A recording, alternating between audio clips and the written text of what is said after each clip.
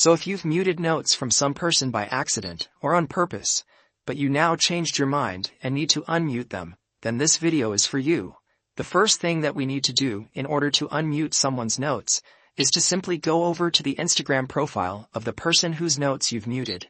Let's say I've muted Brad Pitt's notes, and I want to see what Brad's sharing on his Instagram notes, so I have to unmute them. I've opened his profile, and in order to unmute his notes, I will first click on this little following button with the little arrow next to it, and this little menu will show up over your screen with a couple of different options.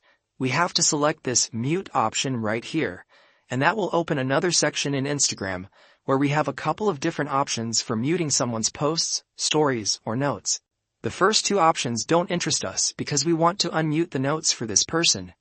If you want to unmute them, then you have to make sure that this little switch next to the notes option is disabled or it's turned off.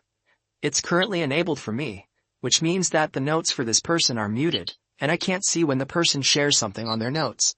So just make sure that you turn this off, and the notes will be unmuted.